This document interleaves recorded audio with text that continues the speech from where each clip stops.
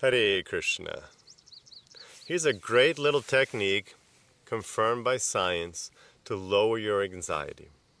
And it's very simple. The idea is whenever you're feeling anxious about something, first that feeling just like you're just feeling anxious, right? You're like something's wrong, you're feeling like something's off balance, you're not doing so well. So then first, of course, you have to slow down a bit, maybe a couple of deep breaths. And what's going on? What am I anxious about? What's triggered this, this physiological reaction in me? Why is my heart accelerating? My blood pressure higher? What's going on? Why am I not at peace?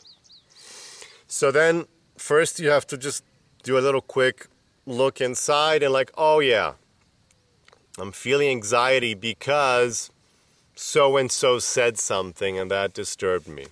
Oh, I'm feeling anxiety because that exam is coming up or I have to hand in that big project. Oh, I'm feeling anxiety because, my money situation, financial issues, I'm late in payments, blah, blah, blah. So find out what it is first. And then you take that and you write it down. It's so simple. This is real. This is scientifically proven. You write it down on paper, or if you want on the screen on your computer, you write it down. Okay, I am anxious because whatever. Because I'm late in my payments and not sure where money's going to come from. I'm worried I'm going to be behind in my payments. I might lose something. Or you're like, oh no, I'm worried about my job situation. I had some trouble at work. Oh, I'm worried about my relationship. My significant other doesn't seem very happy with me. I might lose this relationship. I'm going to be alone again. So you write it down. And why does this help? You get it out of yourself. Because anxiety is also like, oh, let's keep thinking about that. That's what we get into that. Oh, keep thinking about that problem. Keep thinking about it. And that just keeps driving you nuts, right?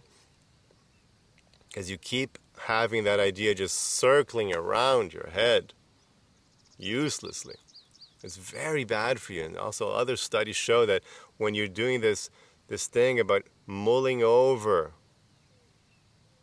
problems, just going around and round, and it's really bad for you. It doesn't get anywhere. It doesn't do anything. So when you put it down on paper, it's like, okay, get out of my head, go to the paper now. And then you see it, and then something else happens. You can do this directly or indirectly. You can do this consciously or unconsciously. But when you put it out, you can start saying like, wait a second. Okay, so I have to do this exam tomorrow. Okay, so I have to deliver this presentation. Why am I so worried about the future? What about right now? Can I bring my mind right here and now? Do I have to suffer uselessly about something that hasn't happened yet? Can I not just bring my mind right here and now and see what I can do? Okay, so you have to deliver some sort of important work next week, or you have an exam. Okay, instead of worrying about it, which won't do me any good, to the contrary, it's going to do me worse. It's going to make me perform below my potential. It's going to make my life miserable. It's completely useless, and it's damaging. Instead of doing something which is actually damaging and non-productive, why don't I bring my mind to the here and now and say, okay, so why not do can we do better here? Can I study more? Can I make this work better? Can I make this presentation any better? Mind, here and now, focused on your Dharma and doing your best. Okay, look. This is the best I can do. This is the best presentation. This is the best preparation I can have for this exam. I've done my best. And then take satisfaction in that. That's real. That's life happening. I did my best. Oh, your anxiety was about a relationship? Okay, bring your mind to the here and now. Don't worry about what may happen in the future. Bring your mind here and now and say, okay, if I'm feeling that, it must be because Maybe I'm not doing a good job. I'm not doing my part in this relationship. Can I do better by this person? Can I do better? Can I give more attention, more love? Maybe I should talk to the person. What can I do? So you make it real. You bring it to the here and now and you take action. And when you take action, when your action is focused, when your mind is here and now in your action and your dharma, I say, because it's the action that's the best of you, that's what was needed from you,